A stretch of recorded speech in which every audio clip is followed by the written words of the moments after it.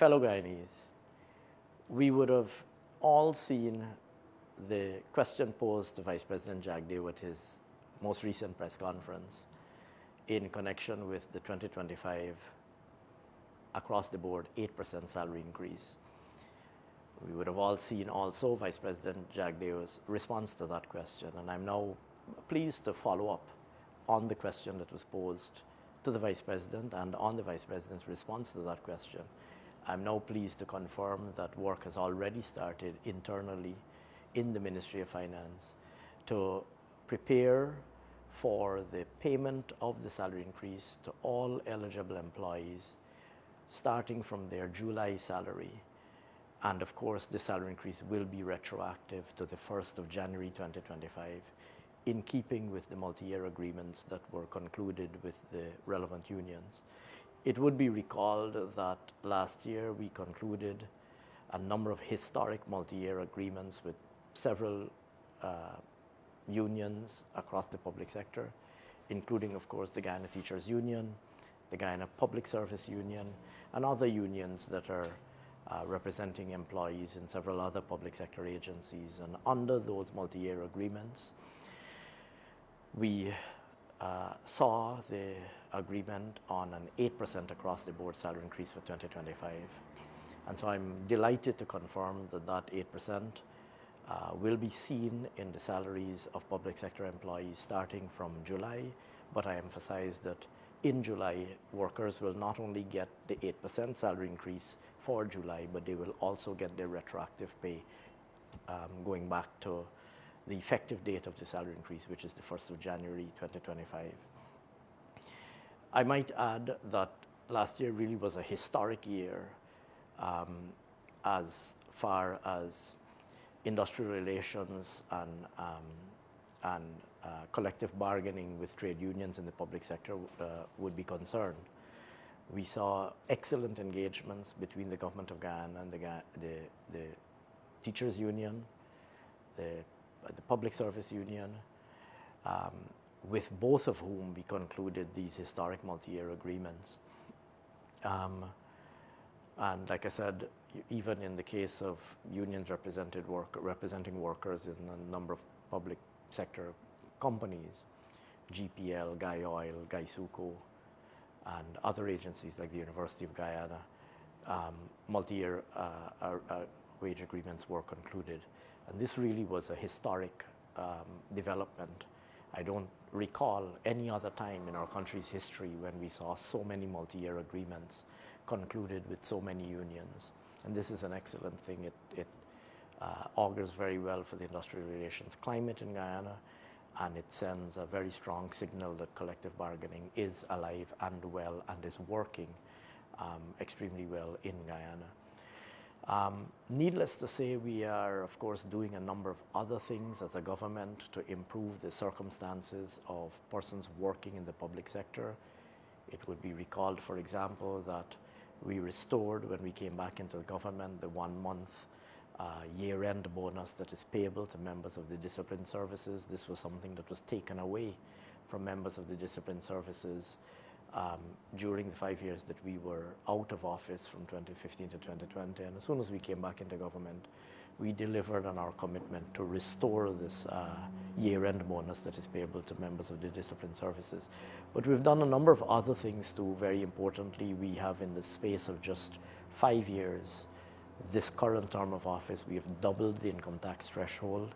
When we came into office, the income tax threshold was $65,000 a month.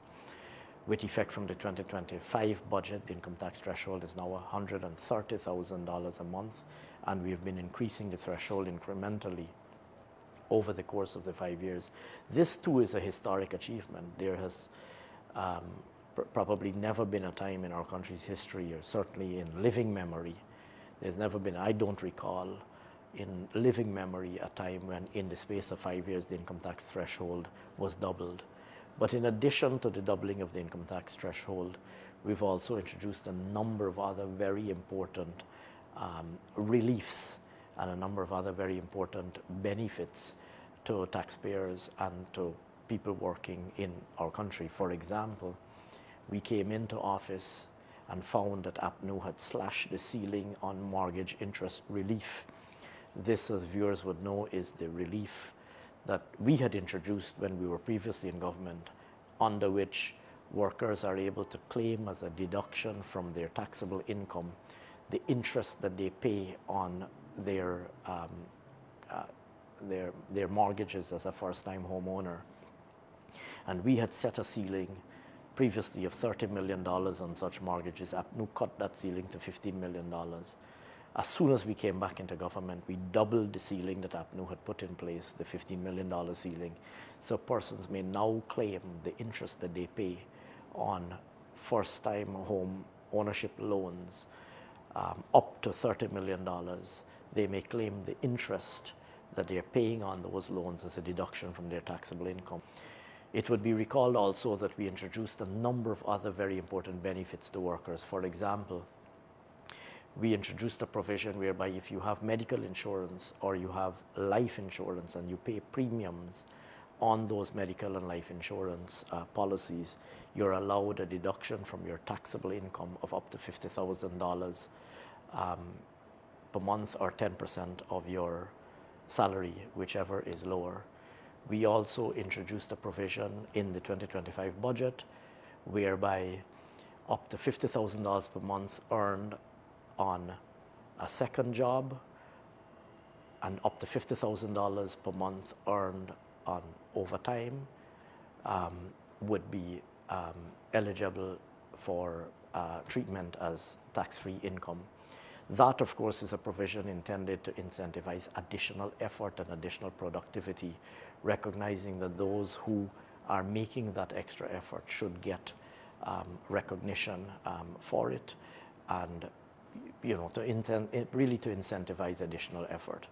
And then, of course, we introduced additionally a child benefit whereby one parent is able to claim an additional amount of tax-free income or an increase in their income tax threshold of $10,000 per month for each child for which they're making the claim. So if you have 2 children, you're able to increase your threshold by $20,000 per month in relation to the 2 children that you're claiming. That was also introduced in the 2025 budget. And so these are all measures that we've introduced. The child benefit in relation to the taxation system, the part-time income benefit, the overtime benefit, the mortgage interest relief, the medical insurance, the health insurance benefit. These are all provisions that we introduced to provide additional disposable incomes to the working people of Guyana and to families across the length and breadth of our country. Needless to say, we provided, of course, a number of other benefits, restoration of the Because We Care cash grant. That too had been taken away while we were out of office. That has been reintroduced now. Today, every parent gets $55,000 per child, the $50,000 Because We Care allowance, plus, of course, the $5,000 uniform assistance, bringing those 2 allowances to a total of $55,000 per child. So if you have 2 children at school, you get $110,000 in total. Here again, a benefit that APNU had taken away and a benefit that we have introduced. And of course, we've heard our president and our vice president outlining the several very exciting things that we're going to be doing during the next term of office to further improve the lives of every single Guyanese person and every single Guyanese family, and to increase their disposable incomes. And so, like I said, to conclude where I started, I'm delighted to confirm that the 2025 salary increase will be paid in July together with July salaries and will be retroactive to the 1st of January 2025, in keeping with the multi-year agreements that we concluded with the unions representing workers in the public sector. Thank you very much.